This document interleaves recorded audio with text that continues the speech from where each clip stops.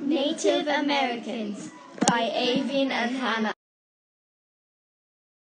Pocahontas was born in the year 1596. Her father was Chief Powhatan and her mother was Wahunsenhachwa. This is Pocahontas' house. It looks horrible. I know, but that's where she lived. This is a totem pole. See, like the third person there? That's Pocahontas. And the thing at the bottom with all the emojis, that's my own totem pole. In 1607, she saved an Englishman called John Smith. Pocahontas was captured by the English in 1613.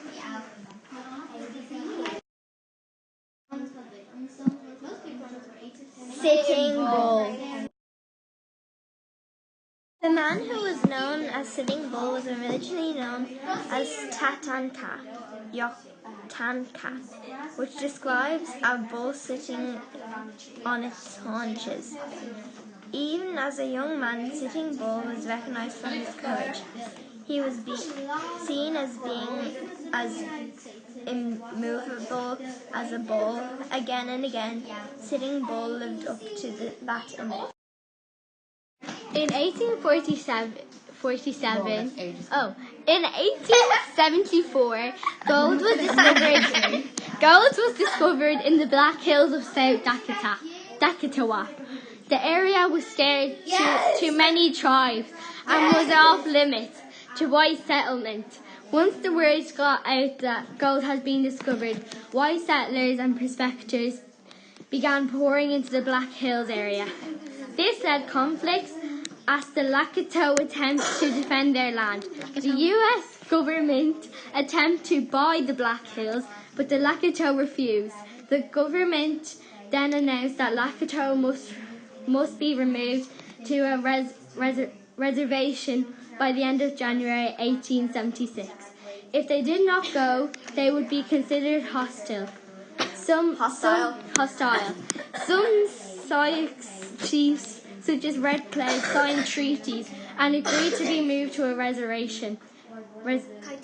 Sitting Bull, however, was true to his name, and he and his people refused to be moved. Wow. He was born into the Lakota, a Sussex tribe in 1831. In present-day South Dakota, at early age 14, Sitting Bull was a warrior. He often fought both other Native American tribes and American soldiers. After a battle with American soldiers at Killdeer Mountain in 1864, Sitting Bull became determined to keep his people away from white people. He was also determined to never sign a treaty which would force his people to leave on a reservation. Because he was known for his bravery, Sitting Bull became head chief of Lakota Nation in about 1868. Sitting Bull's courage was legendary even in his lifetime. Once, during a battle with soldiers near the Yellowstone River, Sitting Bull and several other warriors calmly walked into the battlefield, sat and smoked a pipe while bullets whizzed around them. When they finished, they simply walked away.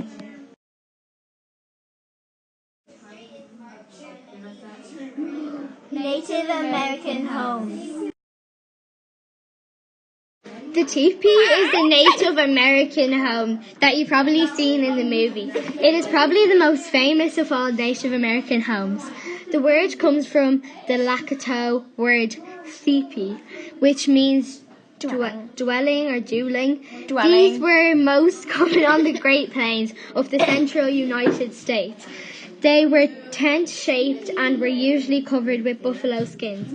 Teepees were useful for tribes, and they were moved a lot because they could be easily taken apart. They were usually about 12 feet tall.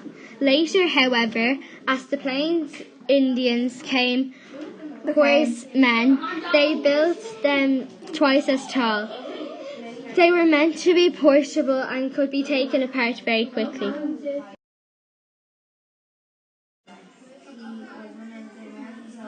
Art. There were many Native American tribes across North America. They each had their own unique culture. Many tribes developed unique art forms as well. Since tribes were often very different from each other, their art was often used very different from each other. Generally, only native societies that settled in the area for a long period of time pursued art. Tribes that moved often did not have time for creative pursuits. One of the most common types of art created by Native Americans was pottery. Not all tribes made pottery. The Lakota Sussex, for example, moved too often to carry around heavy pieces of pottery. Most tribes, however, made pottery for its usefulness and also because it was beautiful.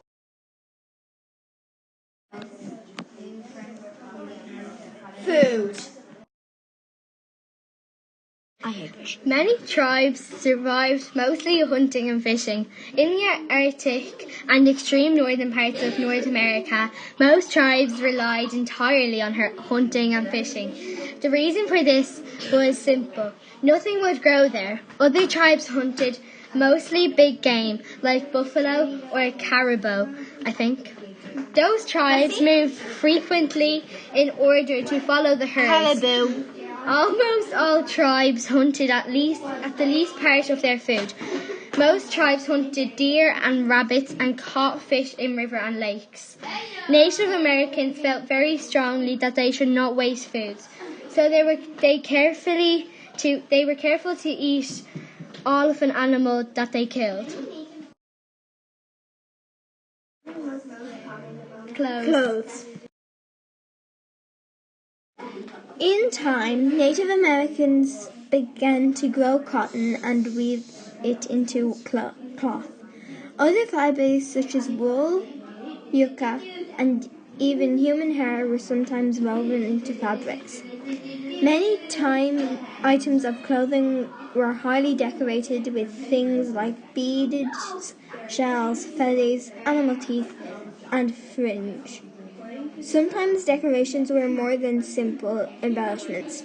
Sometimes decorations would indicate that a person's tribe, a woman's mortal suits, or how skilled a person was as a hunter. One of the most common materials used in Native American clothing was animal skins. Over many years, Native Americans developed ways of tanning animals' hides so that they became soft leather. The leather was used for shoes and clothing, and sometimes as a covering for their homes. Using an animal hide as the clothing also served another purpose. Some Native American tribes believed that wearing the skin of an animal gave the wearer some of an animal's strength and power. Sometimes an animal's tail would be left intact and used at the neckline, something like a furry necklace. Apache tribe. The calm between the U.S. and the Apache did not last. A gold rush brought thousands of miners into Apache land. When the Apache leader, Mangas Cordadas, was attacked and beaten by miners, the Apache viewed as a betrayal of the treaty they had signed. Apaches, who were quick to defend their land, fought back against the miners. Mangas Cordadas was eventually killed. In 1886, Geronimo and fewer than 50 Apache were surrounded by 5,000 troops. By this point, Geronimo was the last Native American who was still reciting U.S. troops. Because he had resisted them so fiercely, U.S. troops viewed him as the most evil of Native Americans. After their surrender, they were taken to prisons in Southeast. Most of them never saw their homeland again. Geronimo, a proud warrior, spent the last years of his life as a celebrity. He wrote his autobiography and appeared at fairs. Mythology. There were many Native American tribes in North America, and each one had various myths. Most tribes had myths that involved the creation of the world, as well as numerous heroes and destinies. Most of these stories were passed down orally, as Native Americans did not use written language. Sometimes stories were entrusted with special storytellers whose job it was to pass down legends from the past. Although Native Americans' myths differed widely, there are certain things that most of them had in common. Most Native Americans' myths and stories involved in a creator. This creator was sometimes referred to as the great creator of Great Spirit. There were other spirits who were the Great Spirit, Aoibhinn. The personification of natural elements such as the sun, the rain, or the sky. For people who depended on agriculture to survive, elements such as the sun and the rain were very important. So it makes sense that they might be seen as detectives. Native American tribes. In the United States, the Indian tribe is a fundamental unit, and the Constitution grants Congress the right to interact with tribes. More specifically, the Supreme Court of the United States in United States v. Sandoval. 231 U.S. 28, 1913 warned, "It is not that Congress may bring a community or body of people within range of this power by literally calling them an Indian tribe, but only that in respect of disability Indian communities, the question whether to what extent for the time that shall be recognized and dealt with as a dependent tribe. Tribes At 46 for federal tribal recognition. Federal tribe recognition grants to tribes the right certain benefits and is largely controlled by Bureau of Indian Affairs, BIA.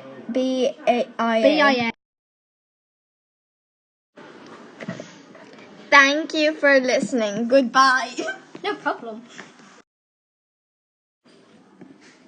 Native American tribes flags.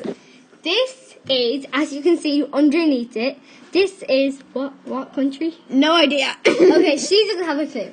Neither do you. The one on your left-hand side at the bottom is A weird one. no, what's I don't know. Okay, she doesn't know that one either. Neither does she. And this one on the top left is A weird one as well. it could be German, maybe. No, it's not German. Okay. Anyways, they are all the flags, and this is the end of our story.